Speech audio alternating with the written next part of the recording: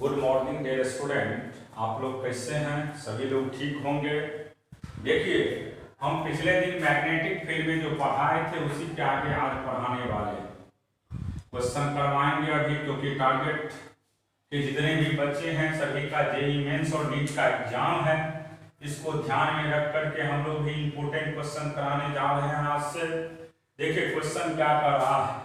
A current I emit in a square loop of edge A. Find magnitude of magnetic field at the center of the square loop. ये एक square है। इस square loop के मदद से आपको कहां पे मैग्नेटिक फील्ड पूछ रहा है, उसके सेंटर पे। तो मान लीजिए इसमें 4 है तो इसका नाम 1 2 3 4। आप एक के चलते निकाल लीजिए। क्या करेंगे, एक के चलते निकाल करके 4 से मल्टीप्लाई कर दीजिएगा तो निकल जाएगा वैल्यू। देखिए बाबू यहां से कैसे निकालते हैं, अब समझिएगा आप लोग। ये 90 डिग्री है तो ये कितना होगा 45 होगा, और ये भी कितना होगा 45 होगा। टोटल ये है तो आधा कितना होगा A/2। तो मैग्नेटिक फील्ड अगर 1 की बात करते हैं तो सिंपल फार्मूला पढ़ाए थे μ0/4 पर I/A, और जिस पॉइंट पे निकालना होता है अगर उसके साथ एंगल बनाता है, जिस पॉइंट पे निकालना होता है अगर उसके साथ एंगल बनाता है तो हम किसका यूज करते हैं, साइन का। तो साइन 45 प्लस साइन 45। अब देखिए इसके चलते क्रॉस होगा, डायरेक्शन क्या होगा इसका, क्रॉस। तो μ0/4 पर I/A, तो A के बदले A/2 होगा। तो μ0/4 पर 2I/A, इसका भी वैल्यू 1/√2, इसका भी वैल्यू 1/√2। जब इसको कैलकुलेट करिएगा तो सिंपल निकलेगा μ0/4 पर 2I/A, एलसीएम √2, 1 + 1 यानी 2। तो इसको लिख सकते हैं μ0/4 पर 2 को √2 से डिवाइड करेंगे तो 2√2 हो जाएगा I/A। ये एक के चलते हो गया तो B नेट की बात करिएगा 4 × B1 कर देंगे क्योंकि ऐसा 4 है। तो 4 × μ0/4 पर 2√2 I/A, ऐसे लिखिएगा, काट दीजिए आप लोग, इसका अंदर की तरफ होगा। तो जब भी ऐसा क्वेश्चन हो तो आप स्टेट वाइड के चलते हमने रटा चुके हैं, फाइनाइट स्टेट वाइड है उसका सिंपल फार्मूला पढ़ाए थे μ0/4 पर I/A, और जिस पॉइंट पे निकालना है अगर उसके साथ एंगल बनाता है तो साइन का यूज करते हैं, और वायर जिस वायर से करंट का फ्लो कर रहा है उसके साथ एंगल बनाता है तो किसका यूज करते थे, कॉस का। तो ऐसा जब भी क्वेश्चन हो आप आराम से बना सकते हैं। अब देखिए इसमें एक आध और क्वेश्चन हम करवा रहे हैं। ये सभी क्वेश्चन जो भी अभी लिखेंगे सभी कहीं न कहीं किसी न किसी कंपटीशन में पूछा हुआ क्वेश्चन है, और ये टारगेट के बच्चों के लिए इंपॉर्टेंट है। इसलिए जितने भी टारगेट के स्टूडेंट हैं ये सभी चीज को आराम से सीखिएगा। कोशिश मेरा रहेगा कि 3-4 दिन के अंदर बहुत सारे कॉन्सेप्ट को सिखा दिया जाए जिससे डायरेक्ट क्वेश्चन पूछेगा आप लोग का, क्योंकि इस बार थोड़ा सा पढ़ाई सबका हम जान रहे खराब हुआ है किसी न किसी वजह से। देखिए नेक्स्ट क्वेश्चन आपका क्या है, two long straight wire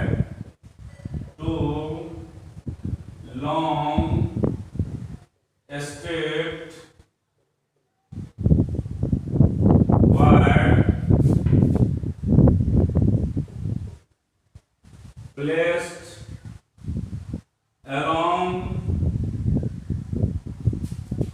x axis and y-axis. They carry current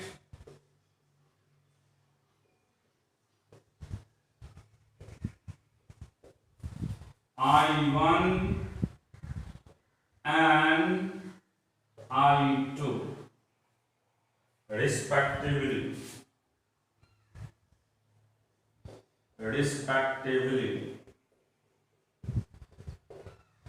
Full stop. The equation of locus of 0 magnetic induction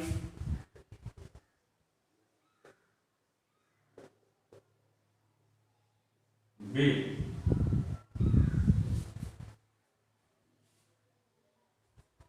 in the magnetic field produced by them. Magnetic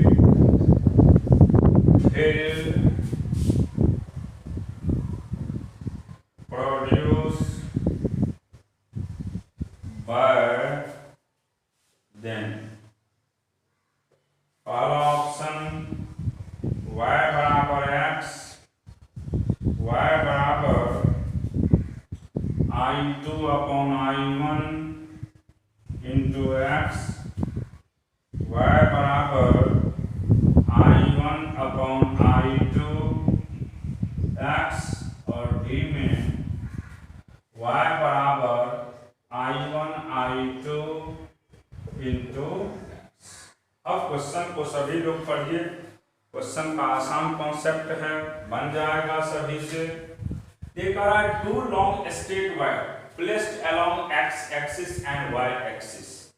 They carry current I1 and I2. जो x axis पे follow कर रहा है wire, उसमें current I1 है, और जो y axis पे है उसमें करंट कितना है I2। तो आपसे मैग्नेटिक इंडक्शन का रहा है 0 है, तो बताइए क्या होगा इक्वेशन।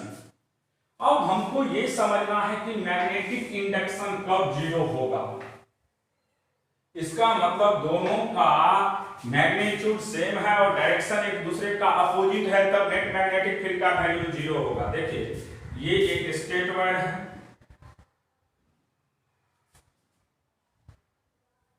ये एक स्ट्रेट वायर है जो कि एक्स एक्सिस के अलोंग है। एक स्ट्रेट वायर ये है,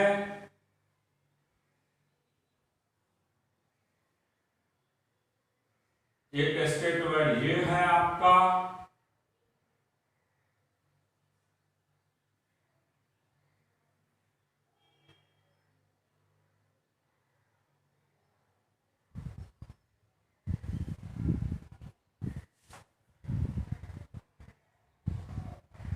तो ये हो गया आपको y एक्सिस और ये हो गया आपका x एक्सिस।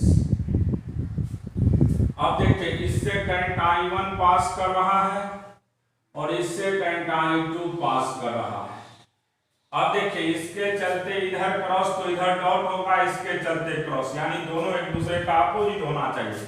इसका मतलब कहीं न कहीं यहाँ पे होगा, तो यहाँ से ये जो डिस्टेंस होगा वह x को रिप्रेजेंट करेगा और यहाँ से ये जो डिस्टेंस होगा ये किसको रिप्रेजेंट करेगा y को। तो मान लीजिए इस डिस्टेंस का नाम हम लोग x देते हैं और इस डिस्टेंस का नाम हम लोग y देते हैं। अब देखिए ये इनफाइनाइट स्ट्रेट वायर है, तो हम अगर मान लीजिए bx की बात करते हैं तो mu not by 4 pi 2i, बीच का सेपरेशन, तो यहां से यहां तक का सेपरेशन क्या है वायर है। फिर इसी तरीका से जब by की बात करिएगा तो mu not by 4 pi 2i, sorry ये i1 होगा, ये 2i2 बाय x। अब क्वेश्चन में दिया है कि दोनों का वैल्यू सेम होगा, डायरेक्शन अपोजिट है, तब ना 0 होगा, तो bx बराबर by कर दीजिएगा।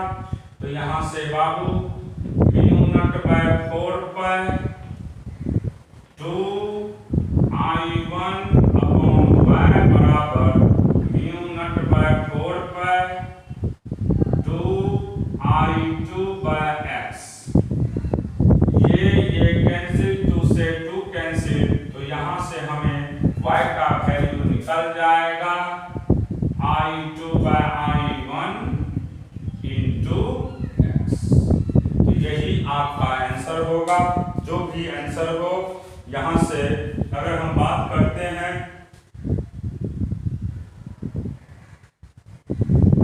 तो यहां से आपका जो भी वैल्यू हो, देखिए कौन ऑप्शन में दिया हुआ है i1 i2 bye i1 into x। यहां से y i2 में y से गुना होगा, i1 में x से, ठीक है। अब देखिए इस तरह का जब भी क्वेश्चन हो तो आप ऐसे ही बनाइएगा। तो अब ये कॉन्सेप्ट समझ गए कि कैसे बनता है। अब नेक्स्ट चीज आपको समझना होगा, अभी इस पे लोकस पे क्वेश्चन पूछा जाता है आईआईटी और मेडिकल दोनों में। बनाने का वे समझ में आ गया कि अगर इनफाइनाइट रहेगा तो कैसे बनाते हैं। टारगेट बैच के लिए है, आज से हमने बोले थे कि इंपॉर्टेंट कुछ क्वेश्चन करवाएंगे, हो सकता है आज ही हम दोबारा भी क्लास दे सकते हैं। नेक्स्ट हेडिंग देखिए, ये भी इंपॉर्टेंट है। Force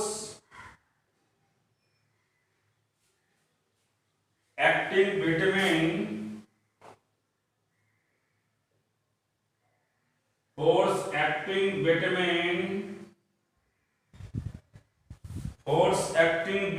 two infinite current carrying wire, two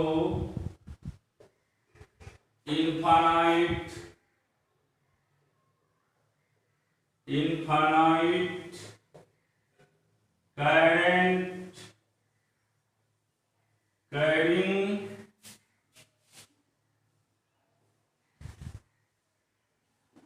wire।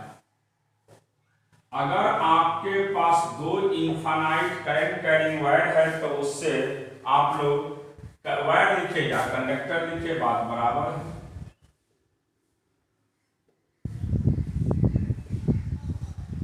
अगर आपके पास दो इनफाइनाइट करंट कैरिंग वायर या कंडक्टर है तो उसमें फोर्स कैसे लगता है, इसी को समझाना है हमें। देखिए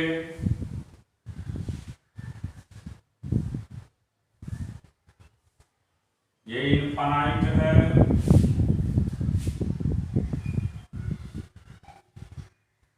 ये I1,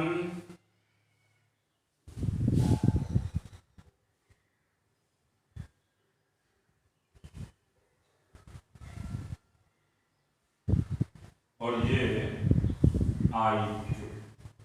I1 I2 है, बीच का डिस्टेंस d है।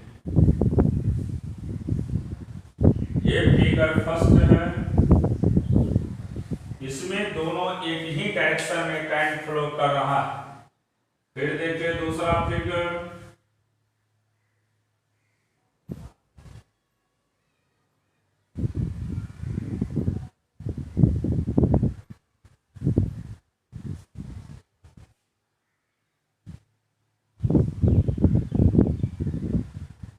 ये I1 है और ये आपका I2 है। दोनों में एक दूसरे के अपोजिट डायरेक्शन में करंट का फ्लो हो रहा है और ये बीच का डिस्टेंस d ही है और ये फिगर आपका 2 है, ये फिगर आपका 1 है। अब देखिए हमको फोर्स निकालना है, तो सबसे पहला चीज है कि फोर्स निकालेंगे कैसे, इसको समझना होगा। तो देखिए इसके चलते इस पे फोर्स लगेगा, तो हमने पढ़ा चुके हैं कि अगर हमें यहां पे B1 का मैग्नेटिक फील्ड देखना है तो देखिए कैसे लिखते हैं। पहले तो हम ये समझा देते हैं कि अट्रैक्शन होगा कि रिपल्सन, समझिएगा ध्यान से। देखिए सब ये वायर है, इससे करंट इधर जा रहा, हाथ दीजिए, मान लीजिए ये वायर 1 हो गया, इसका नाम 2 दे दीजिए। तो समझिएगा 1 के चलते बात कर रहे हैं, अंदर है यानी B1 का वैल्यू क्रॉस होगा, समझाने के लिए कर रहे हैं। आप देखिए इसके चलते ऐसे इधर क्रॉस, तो इधर क्या होगा बाबू, डॉट, यानी B2 का वैल्यू डॉट। तो दोनों अलग अलग डायरेक्शन में मैग्नेटिक फील्ड है तो निश्चित अट्रैक्शन होगा कि रिपल्सन। तो आप जानते हैं दोनों अलग अलग डायरेक्शन में है तो निश्चित यहां पे अट्रैक्शन होगा। इसका मतलब है कि दो वायर से अगर करंट फ्लो कर रहा है और करंट का डायरेक्शन एक ही तरफ है तो निश्चित दोनों के बीच में फोर्स जो लगेगा वह किस नेचर का रहेगा, अट्रैक्टिव करिए या अट्रैक्टिव नेचर का लीजिए।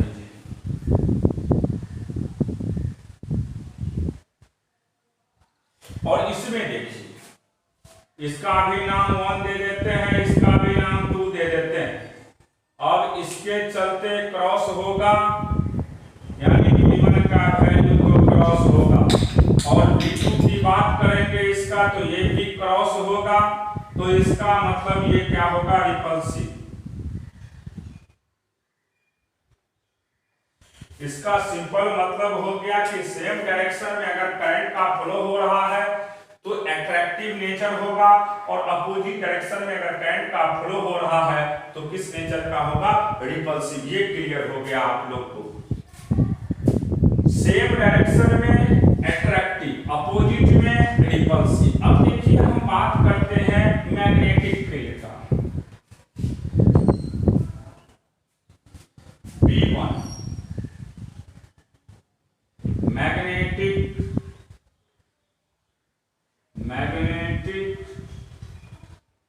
Field of wire 1, magnetic field of wire 1 near to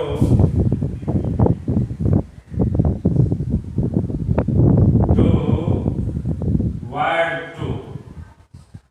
1 के चलते कहां पे निकालना है, 2 पे। तो ये कैसा वायर है बाबू, इनफाइनाइट है। तो आप जानते हैं मैग्नेटिक फील्ड का वैल्यू μ0/4/2I। तो 2I1 कर दीजिएगा, बीच का सेपरेशन, तो यहां से यहां तक का सेपरेशन क्या है, D। तो सिंपल हमने देखे कि मैग्नेटिक फील्ड का वैल्यू यानी वायर 1 के चलते 2 पे वैल्यू क्या हो गया, μ0/4/2I1/D। μ0/4/2I1/D हो गया इसका सिंपल वैल्यू। अब हमको फोर्स निकालना है।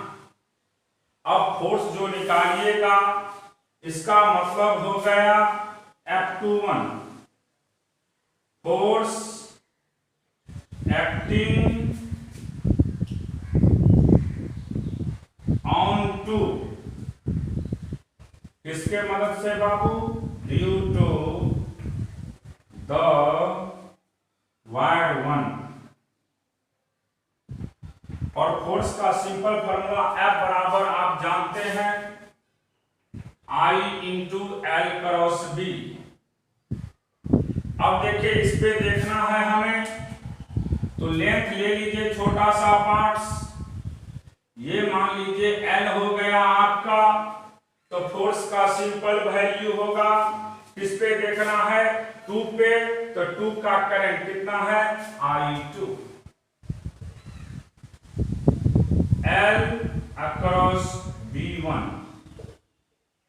अब देखिए L y एक्सिस पे है और B z एक्सिस पे है, तो निश्चित दोनों के बीच का एंगल 90 डिग्री होगा। तो इसको लिख सकते हैं हम I2 L B1 sin 90, और sin 90 का वैल्यू 1 जानते हैं। तो यहां से आपको वैल्यू निकल जाएगा कितना, I2L म्यू नॉट बाय 4 पर 2I1 बाय बीच का सेपरेशन D। तो नेट मैग्नेटिक फोर्स की बात करते हैं तो फोर्स का सिंपल वैल्यू अब होगा यहां से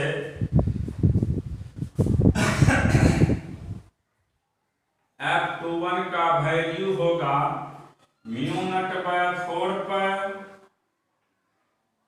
2I1 I2 बाय बीच का सेपरेशन D इंटू L। आप जानते हैं जितना फोर्स 2 ने 1 पे लगाया या 2 पे 1 के चलते लगा उतना ही फोर्स 1 पे 2 के चलते लगेगा। इसका भी वैल्यू होगा म्यू नॉट बाय 4 पर 2I1 I2 बाय बीच का सेपरेशन D इंटू लेंथ। अब हमको मान लीजिए दोनों का मैग्नीट्यूड सेम है तो निश्चित यहां पे इसको हम F लिख सकते हैं। देखिए यहां पे लिखेंगे हम F21 बराबर F12 बराबर F बराबर म्यू नॉट बाय 4 पर 2I1 I2 bye D into L।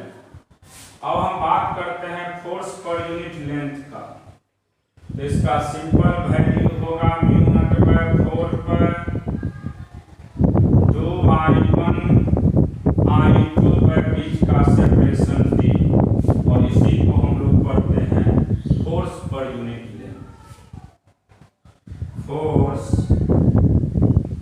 Per unit length तो सिंपल याद रखिएगा आप लोग, जब दो वायर होता है और दोनों वायर में सेम डायरेक्शन में करंट का फ्लो होता है तो वह निश्चित एक दूसरे का अट्रैक्ट करेगा और फोर्स पर यूनिट लेंथ का सिंपल वैल्यू होगा म्यू नॉट बाय 4 पर 2I1 I2 बाय बीच का सेपरेशन जो भी दिया रहेगा वही होता है।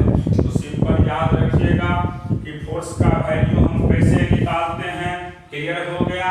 अगर हमारे पास दो वायर होता है और दोनों वायर में सेम डायरेक्शन में करंट का फ्लो होता है तो अभी हमने पढ़ाए फोर्स का सिंपल वैल्यू होता है, क्या होता है बाबू, 2 म्यू नॉट बाय 4 पर 2I1 I2 by mu naught by 4 पर 2I1 I2 बाय बीच का सेपरेशन। ध्यान में ये रखिएगा कि सेम डायरेक्शन में अगर करंट फ्लो करता है तो अट्रैक्टिव नेचर होते हैं और अपोजिट डायरेक्शन में करंट का फ्लो होता है तो क्या होता है, repulsive in nature.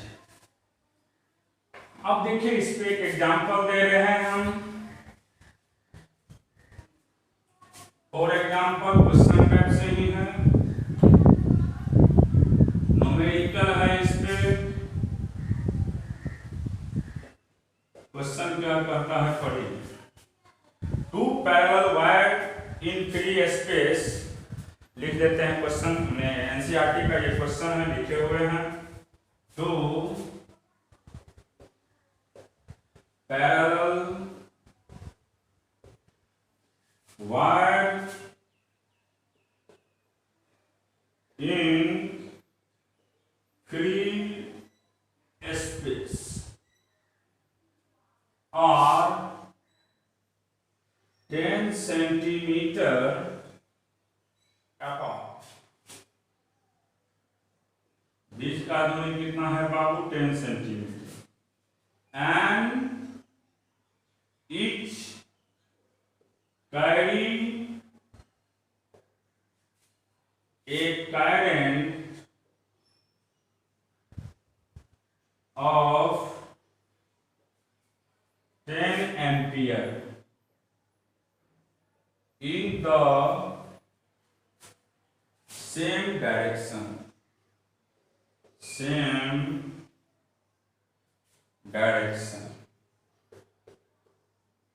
same direction the force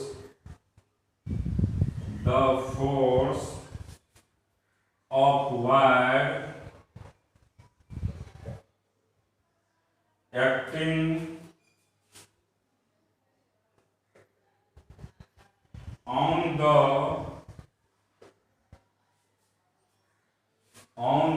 other wire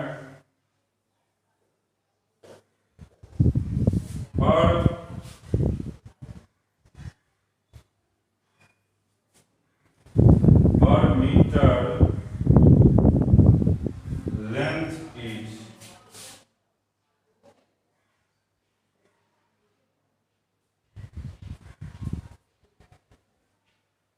per unit या पर मीटर जो भी कहिए।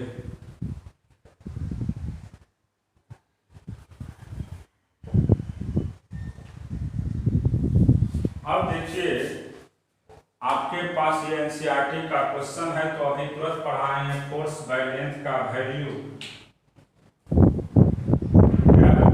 लगा चुके हैं आप लोग को μ0/4 पर 2I1I2 बीच का सेपरेशन भी हमने ये भी रटाए थे।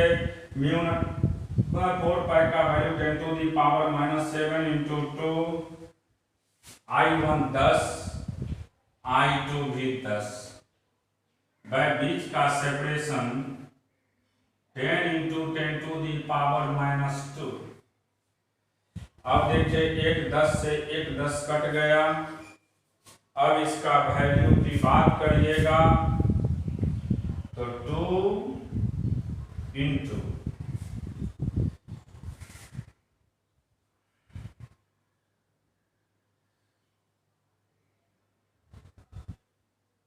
देखिए यहाँ पे 10⁻⁻6 + 2 2 × 10⁻⁻4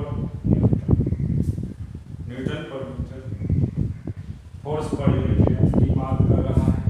तो जब भी ऐसा क्वेश्चन हो आप सबसे पहला काम क्या करिएगा, जो हमने फार्मूला पढ़ाए हैं कि अगर दो वायर दिया रहेगा और दोनों वायर में सेम डायरेक्शन में करंट का फ्लो होता है तो फोर्स पर यूनिट लेंथ का सिंपल वैल्यू होता है μ0/4 पर 2I1I2 बीच का सेपरेशन d। तो जब भी ऐसा क्वेश्चन हो आप इसी तरीका से बनाएंगे। देखिए इसमें बहुत सारे कॉन्सेप्ट पे क्वेश्चन दिया रहता है।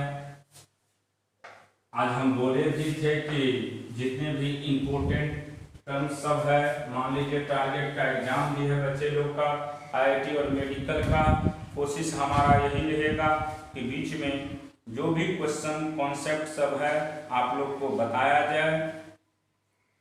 अब देखिए अब न्यूमेरिकल बात की बात है, थोड़ा सा हम कुछ कॉन्सेप्ट के विषय में बताएंगे अभी, उसके बाद फिर न्यूमेरिकल पे भी चर्चा करेंगे हम लोग।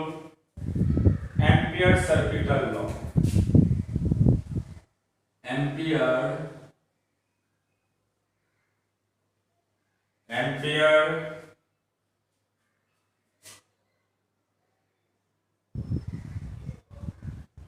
Circuital law, ampere circuital law. देखिए ये एम्पियर सर्किटल लॉ है क्या, जैसे आपने पढ़ा था इलेक्ट्रोस्टैटिक्स में गॉस लॉ, तो हमने बोले थे कि अगर किसी पॉइंट पे इलेक्ट्रिक फील्ड इंटेंसिटी का वैल्यू को फाइंड करना होता था तो उस पॉइंट पे फाइंड करने के लिए हम किस थ्योरम का यूज करते थे, गॉसियस थ्योरम या गॉस लॉ का यूज करते थे। उसी तरीका से अगर हमें कोई भी लाइन वायर के चलते जिससे करंट फ्लो कर रहा है उसके चलते अगर मैग्नेटिक फील्ड का वैल्यू को फाइंड करना होता है तो मैग्नेटिक फील्ड के वैल्यू को फाइंड करने के लिए हम किस लॉ का यूज करते हैं, एम्पियर सर्किटल लॉ का। सिंपल याद रखिएगा।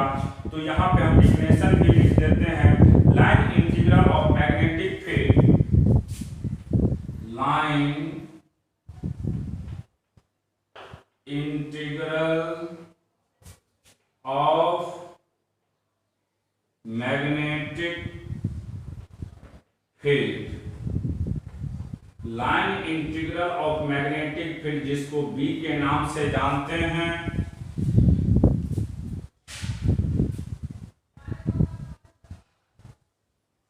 magnetic field lines that equal to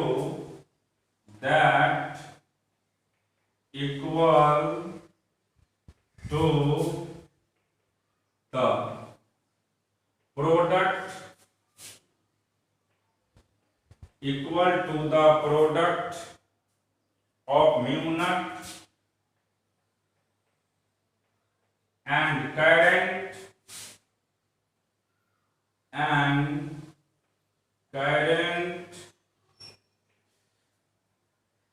which is enclosed in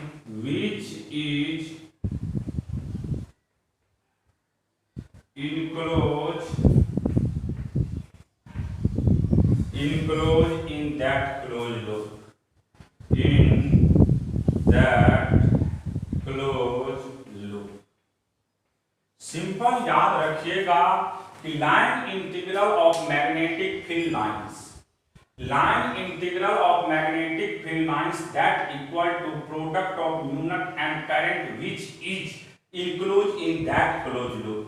simple याद रखिएगा कि अगर हमें मैग्नेटिक फील्ड का वैल्यू को फाइंड करना है किसी पॉइंट पे, तो इसके लिए हमें किसका यूज करना होता है, एम्पियर सर्किटल लॉ का। और इसमें जैसे दिखाते हैं आप लोग को, इसका सिंपल फार्मूला क्या होता है, फॉर्मूला याद रखिएगा, क्वेश्चन बन जाएगा, इस पे ग्राफ भी पूछा जाता है। जैसे मान लीजिए ये वायर है, इससे करंट आई पास कर रहा है, हमको किसी पॉइंट पे निकालना है, तो ये कैसे ही बना देंगे, ये हो गया एम्पियर्स लूप। एक छोटा सा टर्म ले लीजिए, ये डिस्टेंस डी, इधर मैग्नेटिक फील्ड होगा, इधर मैग्नेटिक फील्ड होगा, इधर ही डीएल लेंगे। अब देखिए एम्पियर सर्किटल लॉ कहता है क्लोज लूप में बी डॉट डीएल, इसको क्लोज इंटीग्रल कहते हैं। बी डॉट डीएल का सिंपल वैल्यू होता है mu not into I enclose. Simple याद रखिएगा, एम्पियर सर्किटल लॉ क्या है, इसको क्लोज इंटीग्रल कहते हैं। क्लोज इंटीग्रल में बी डॉट डीएल का सिंपल वैल्यू होता है mu not into I enclose. B dot dl का सिंपल वैल्यू होता है mu not into I enclose. B dot dl का सिंपल वैल्यू होता है mu not into I enclose. अब देखिए कैसे हम इसके मदद से कैलकुलेट करते हैं मैग्नेटिक फील्ड का वैल्यू। तो हेडिंग दे दीजिएगा यहाँ पे, calculation of magnetic field. Calculation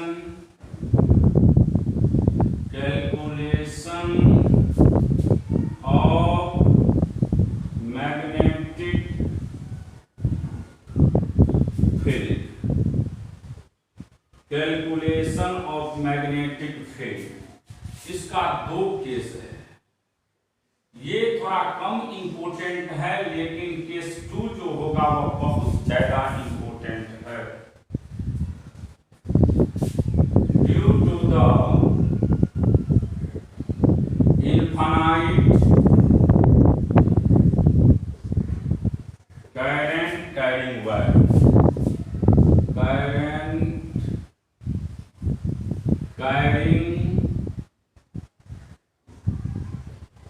due to the infinite current carrying wire, हम किसका बात कर रहे हैं, इनफाइनाइट का।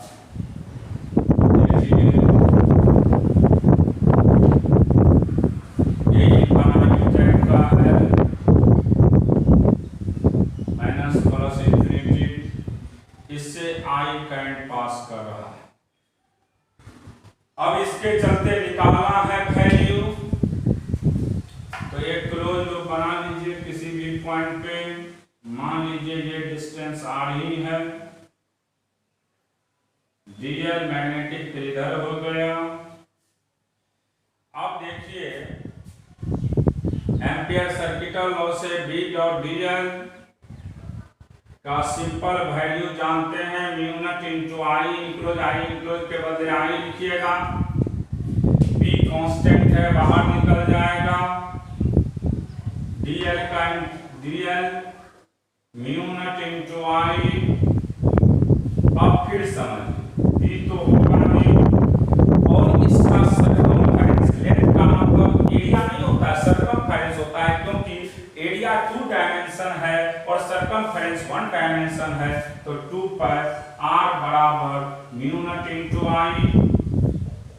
और यहाँ से मैग्नेटिक फील्ड का वैल्यू की बात करेंगे तो म्यू नॉट बाय 2 पर I अपॉन r, और इसी को अगर लिखना चाहे तो हम लिख नहीं सकते हैं ऐसे, म्यू नॉट बाय 4 पर 2I अपॉन 2 से गुना और 2 से भागा किए निकल जाएगा। और आपने प्रूव किया था वहां पे भी कि मैग्नेटिक फील्ड अगर इनफाइनाइट वायर होता है तो उसके चलते कितना होता है, mu not by 4 by 2I by r। यहाँ पे भी हमने निकाल करके दिखाए हैं, तो सिंपली याद रखिएगा इसका value.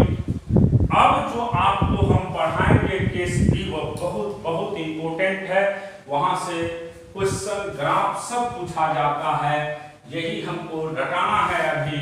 Magnetic field due to the thick infinite wire, case second बहुत इंपॉर्टेंट है, बीबीआई कर दीजिएगा सब लोग इसको, और ये रट जाएंगे सभी स्टूडेंट, चाहे वो आईआईटी वाले हो, मेडिकल वाले हो, सब में पूछे जाते हैं। Magnetic field due to the magnetic field due to the thick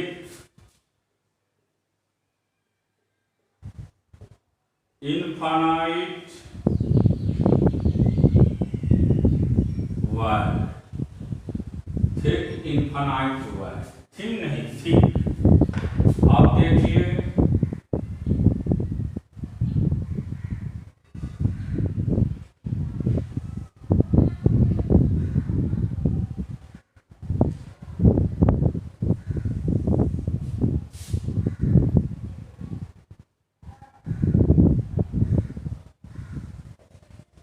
minus infinity plus infinity.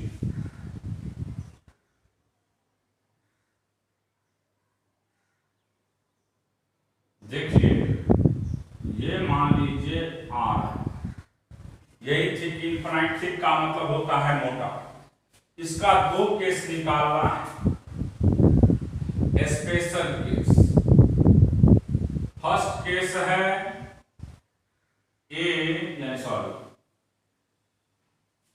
कर दीजिएगा ए पार्ट, एक्स जो है वह लेस देन आर से होगा, यानी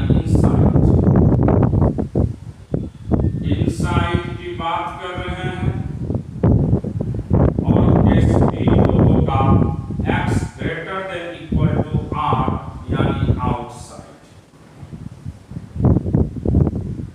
हमें फर्स्ट बार निकालना है इनसाइड और सेकेंड बार निकालना है आउटसाइड।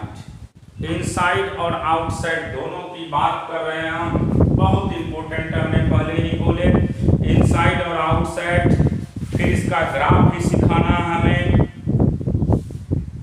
इनसाइड द लूप की बात करिएगा और आउटसाइड द लूप। अब देखिए हमको देखना है केस फर्स्ट, तो देखिए जैसे ही हम केस फर्स्ट यानी ए की बात करते हैं, इसमें R लेस देन है किससे, या X जो भी कहिए, X लेस देन है R से इनसाइड द वायर। अब समझना ये है कि मान लीजिए ये टोटल रेडियस R है, और ये जो है आपको ये जो निकलेगा पूरे एरिया से निकलेगा, तो यहां पे हम लिख सकते हैं टोटल जो करंट आई फ्लो कर रहा है वो कितना एरिया से, पाई आर स्क्वायर एरिया से, pi r square area passing current, passing current total area जो पाई आर स्क्वायर है उससे आई करंट पास कर रहा है। और मान लीजिए इनसाइड की बात करें तो यहाँ पे कितना पास करेगा ये हमें निकालना पड़ेगा। तो इनसाइड इसीलिए एक में कितना पास करेगा, तो एक की बात करिएगा तो आई अपॉन पाई आर स्क्वायर, और इसीलिए जो हमारा एरिया होगा पाई एक्स स्क्वायर से कितना पास करेगा, तो I pi r square into pi x square, ये कैंसिल। तो यानी अब जो करंट का वैल्यू होगा I into x square by are square. तो ये करंट होगा कितना से, एक्स जो हमारा रेडियस है उससे करंट कितना पास करेगा। जब भी इनसाइड की बात करिएगा तो सबसे पहले टोटल एरिया देख लीजिएगा क्या होगा, और एरिया अगर कम करेंगे तो निश्चित करंट का भी वैल्यू क्या हो जाएगा, कम हो जाएगा। सिंपल समझ गए आप लोग। जैसे ही एरिया हम कम करेंगे निश्चित है करंट का भी वैल्यू कम होगा। अब आप एम्पियर सर्किट का लॉ जानते हैं, क्लोज लूप में बी डीएल का value mu not into I enclose B. अब इसका सरकमफेरेंस की बात करेंगे तो 2 पाई एक्स, क्योंकि एक्स रेडियस है, बराबर म्यू नॉट, और आई हमारे पास निकल गया I x square by are square. एक एक्स से एक एक्स कैंसिल हो गया, तो हमारे पास अब बी इनसाइड का वैल्यू निकलेगा mu not by 2 pi I by are square into x. बहुत इंपोर्टेंट है, तो रट जाइएगा कैसे निकाले, समझ गए। सबसे पहला काम है कि टोटल एरिया से कितना करंट पास कर रहा है इससे एक से, और जितना का निकालना होता है उतना एरिया से मल्टीप्लाई करते हैं। और सिंपल अभी हमने प्रूव किया है कि मैग्नेटिक फील्ड इनसाइड किस केस में, थिक इनफाइनाइट वायर के केस में होता है mu not by 2 pi, mu not by 2 पाई, या म्यू नॉट बाय 4 पाई लिखेंगे तो 2 से ऊपर गुना करना पड़ेगा, mu not by 4 pi 2 I by are square into x. यानी मैग्नेटिक फील्ड इनसाइड वैल्यू मेरे पास तो निकल गया है। इसमें एम्पियर सर्किटल लॉ में अगर हमें बात करेगा मैग्नेटिक फील्ड इनसाइड का, तो सिंपल याद रखिएगा बी इनसाइड का वैल्यू होगा, बी इनसाइड बहुत इंपॉर्टेंट है, इसका वैल्यू होगा म्यू नॉट बाय 4 पाई लिखेगा, तो इसको ऐसे लिखेगा 2 I by are square into x. बहुत इंपॉर्टेंट है, रट जाइएगा इसको, कोई कंफ्यूजन नहीं होना चाहिए। इसी तरीका से जब हम केस बी की बात करेंगे, केस बी, इसमें x का वैल्यू बड़ा और बराबर है r से, इसका मतलब हो गया आउटसाइड।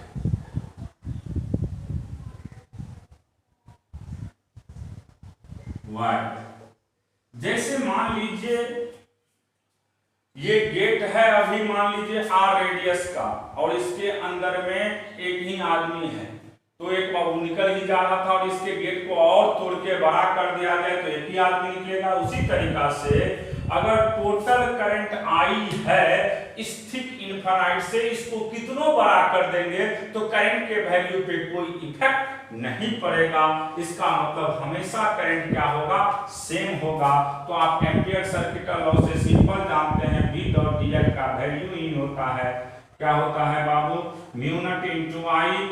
अगर हम कितनों मोटा करेंगे तो इस पे कोई असर नहीं पड़ेगा, तो b इंटू सरकमफेरेंस हो गया इसका 2 पाई एक्स बराबर म्यू नॉट आई।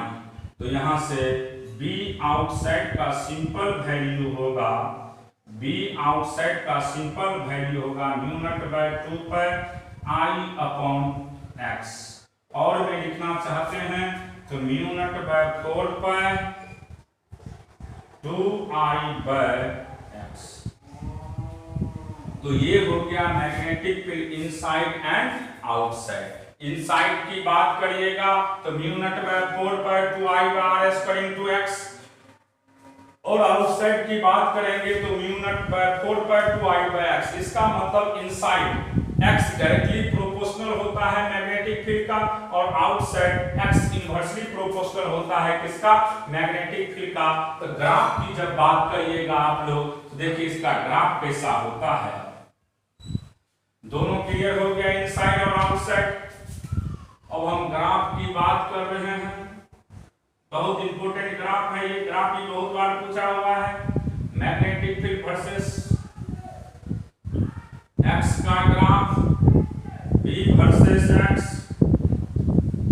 अब देखिए केस फर्स्ट है इनसाइड। तो इनसाइड हमने अभी तुरंत पढ़ा है कि मैग्नेटिक फील्ड डायरेक्टली प्रोपोर्शनल होता है x का। इनसाइड की बात करेंगे, यहां पे x बराबर r, इस पॉइंट पे सिंपल वैल्यू होगा mu not by 4 pi 2 I by R surface. ये हो गया x लेस देन r, और यहां पे